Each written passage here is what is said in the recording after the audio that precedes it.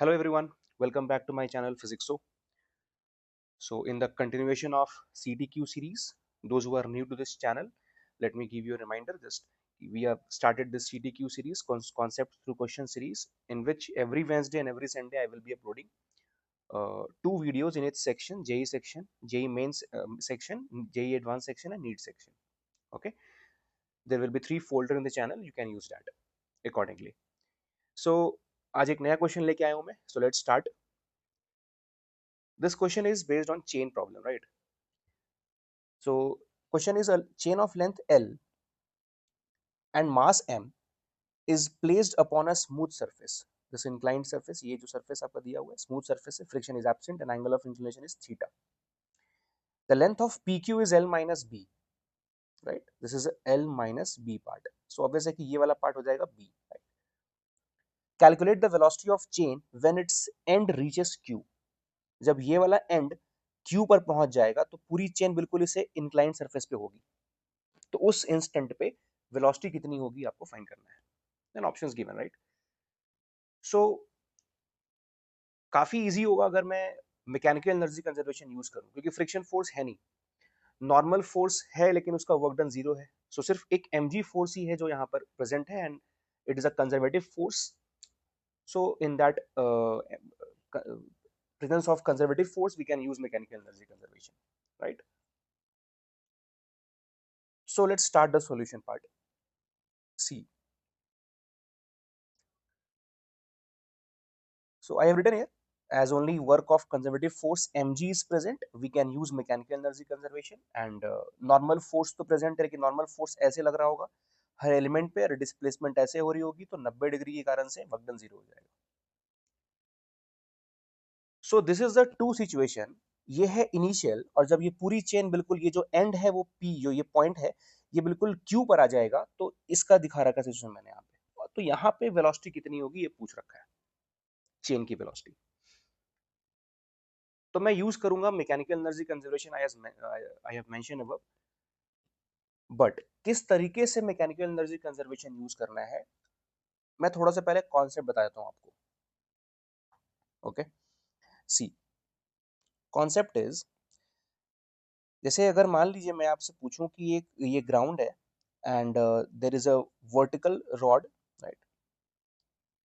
ये एक रॉड है रखी हुई इस ग्राउंड पे, और इसका मास m है और लेंथ l है. Okay, and I ask you कि what is the potential energy of this rod, and assuming zero potential energy to be at ground, right? U equal to zero मैं मान रहा हूँ इसको. Okay, so the concept is कि अगर body की dimension दी हुई है, so mgh में mg मास तो रॉड का लिखेंगे, g तो होता ही है उसमें, और जो h होता है that is basically what this is center of mass, geometric centre. Uniform rod ले रखा, चलो, तो दिस इज a h, और ये h बेसिकली क्या है, l by 2. तो I can write in place of h, this is l by 2. तो whenever the dimension of the body is given ना, तो mgh वाले पार्ट में जो हाइट होगा वो किसका लेंगे हम लोग, सेंटर ऑफ मास का. ओके, सो यहाँ पे भी हम लोग उसी कॉन्सेप्ट को यूज करने वाले हैं. I think initially centre of mass जो होगा वो यहाँ पर होगा, right? This is the centre of mass, जिसकी दूरी यहाँ से वर्टिकल, मतलब ये दूरी कितनी होगी, this distance. So I can say ये जो डिस्टेंस होगा, this is b by 2 sin theta, correct? क्योंकि ये वाला पार्ट पूरा b है, तो ये वाला पार्ट कितना होगा, b by 2, and this is the angle theta. So b by 2 cos theta तो ये वाला पार्ट होगा, but b by 2 sin theta ये वर्टिकल होगा.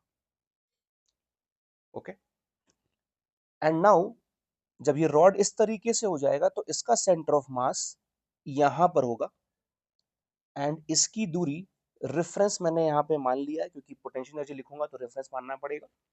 तो I have taken the reference to be at this level, right? तो यहाँ पर जो सेंटर ऑफ मास है वो उसकी हाइट अगर मैं निकालने जाऊं, so I think this is L/2 sine theta, correct, क्योंकि ये वाला पार्ट जो है वो लेंथ L/2 का है and this is angle theta, तो it will become L/2 sine theta. Okay, now ये हमने सारा काम कर लिया। सो जब मैं लिखूंगा पोटेंशियल एनर्जी तो लिखूंगा mgh।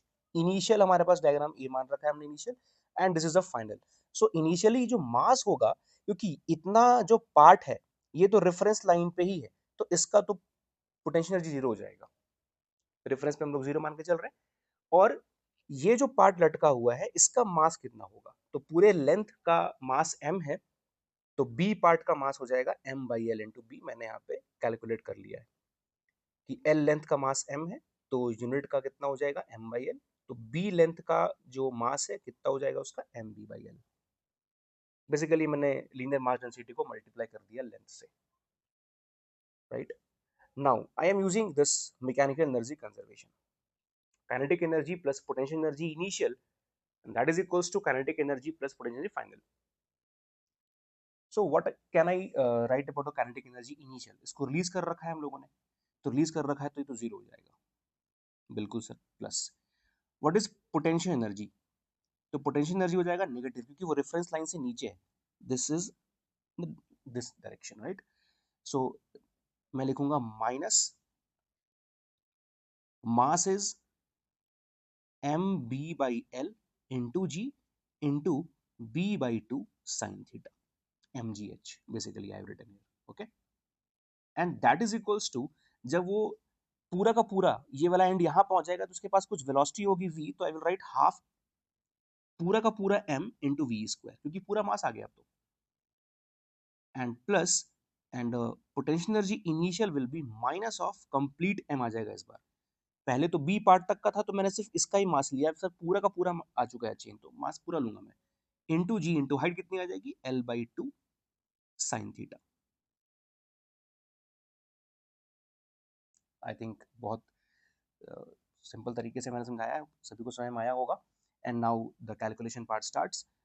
I will write half m in v square, that is equals to minus mgb square sin theta divided by 12 and plus mgl sin theta by 12, correct. So आई यहाँ पे l छूट चुका है, एक second, by 2, यहाँ पे सिर्फ 2 आएगा, right. Now if you take the LCM you will get 2l, so it will become mg sin theta, it will be minus b square and minus l square, correct, and that is equals to half mb square. So mass and mass will get cancelled, and यहाँ से आप velocity निकाल लेंगे, it will be, I think 2 and 2 भी cancel हो रहा है, so velocity will be under root में g sin theta divided by l, l square, I think यहाँ पे मैंने माइनस छोड़ दी, प्लस होना चाहिए, it will be plus, right, ये प्लस था, प्लस l square हो जाएगा, so प्लस यहाँ पे स्क्वायर आएगा, so l square minus b square. So this is the final answer, ये मुझे फाइंड करना था।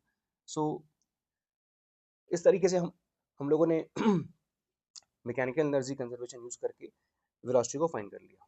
आप इसमें चाहे तो वर्क एनर्जी थ्योरम से भी निकाल सकते हैं, पर ये थोड़ा इसमें पोटेंशियल एनर्जी कॉन्सेप्ट बताना था मुझे, so that's why I have taken this method, right.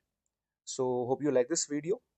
जो नए हैं प्लीज सब्सक्राइब कर लीजिए, ताकि हर वेडनेसडे एंड संडे को you can get the notification about the new video, okay. Thank you.